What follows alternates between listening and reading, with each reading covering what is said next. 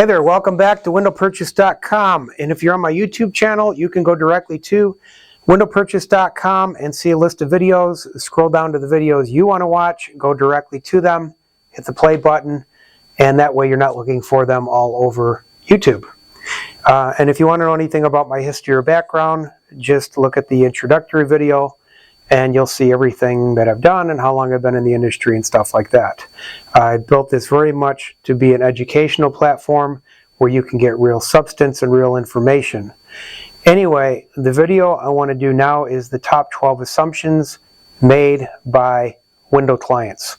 And I get a lot of the same assumptions on entry doors as well, but for now we'll just stick with windows. And these are in no particular order.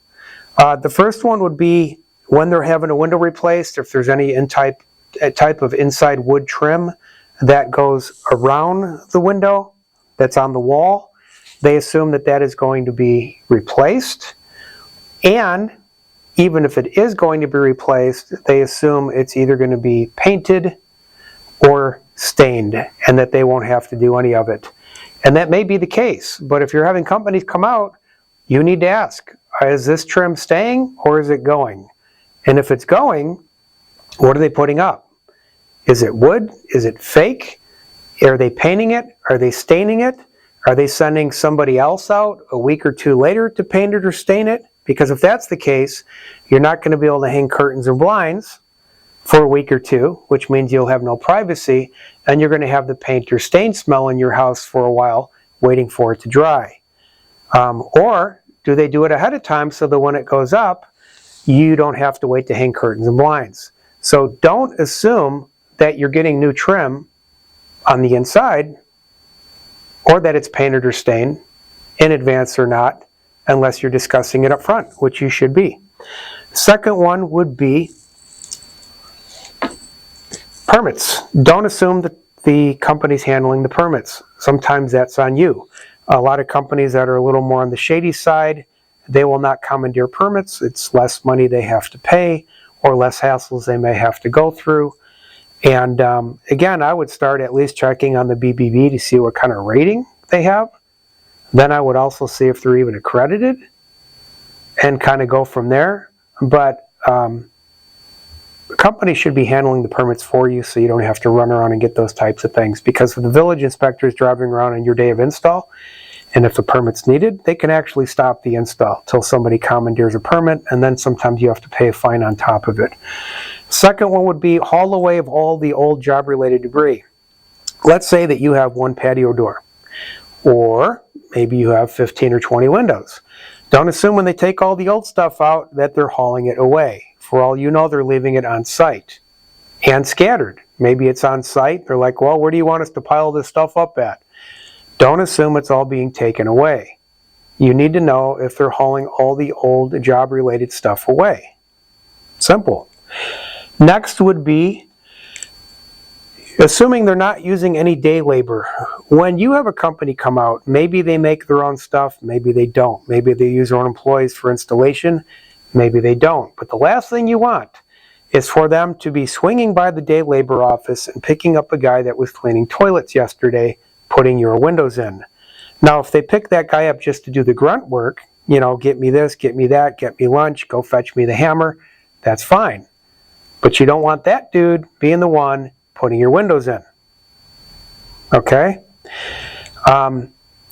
Next one, great warranty. Oh, man. You need to watch my videos on warranties. Start with warranties and work backwards, because if you're reading a warranty and you're literally saying to yourself out loud, this thing sucks, you ain't going to pick up the phone and call the company and say, hey, I'd like to have you come out here and give me a presentation. If you can't live with the warranty, don't waste your time having the company come out.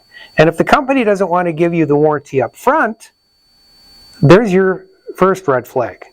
Okay? So don't assume that just because you're buying new windows that they come with a great warranty.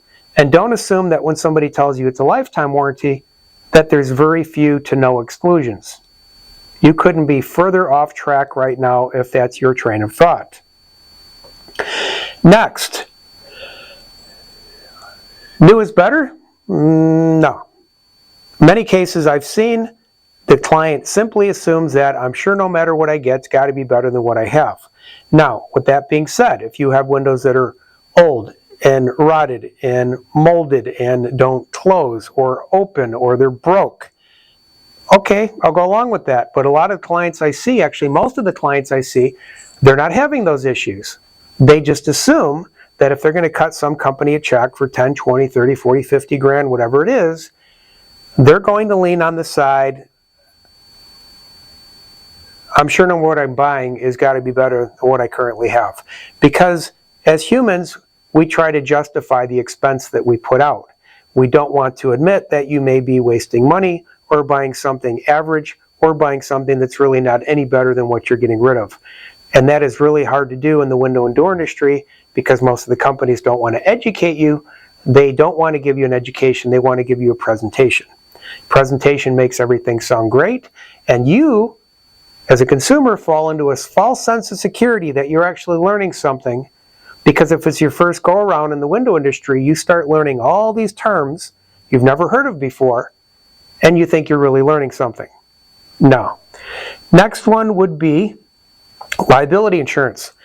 If a company comes out and the guy falls off the ladder, breaks his neck, or he's sawing the opening and cuts his finger off, if they don't have liability insurance, and to a certain amount, you're going to be paying for it on your homeowner's insurance or your renter's insurance. If you want to do that, great. If you don't want to do that, you might want to see a copy of that liability insurance from the company and see how much it covers them for. Another one would be, oh, and this is a big one, the more you shop, the more you learn. Absolutely not. I find the more you shop, the more you waste your time. This is an industry where you have to be laser focused.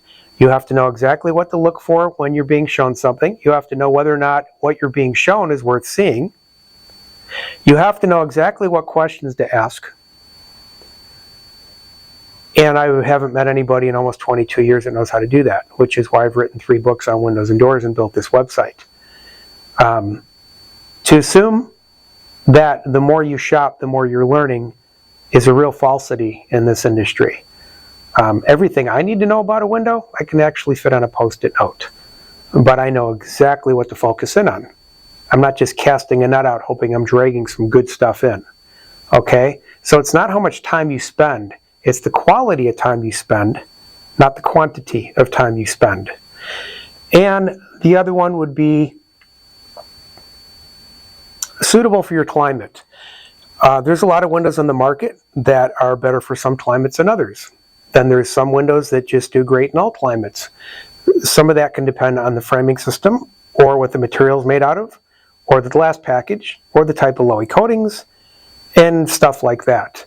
You have dry areas, you have very humid areas, you have very rainy areas, you have very cold, you have very hot. Then you have along the coast where salt is a problem from the salt water, or extremely high winds, hurricanes, tornadoes. There's so many things to factor in. When you live in a climate that gets, let's say, 120 degree temperature swings on the average year round, maybe they hit 100, a little more in the summer, maybe they easily hit 20 below in the winter, you might want to consider like triple pane glass and not so much double, because that third layer with the extra gas filled space is going to give you a lot more energy efficiency. It's going to keep that heat in better in the winter. It's going to keep the heat and humidity out better in the summer. If you're lucky enough to live in a climate that rarely gets below 40 or 50 and rarely gets above 80, I don't know, I would still do triple pane glass, that's me. But you have to know that you're buying a window that's suitable for your climate. And just because you're going out and buying a new window or a bunch of new windows does not mean that that window is suitable for your climate. And that's all I can tell you on that. There is just way too many assumptions being made. When I put out my second book in 2012, it was called What Window Companies Don't Want You to Know. Chapter 1 in that book is literally common assumptions. And that chapter in that book is 7 pages long. And the first assumption on that page is, I'm sure no matter what I get, it's got to be better than what I have.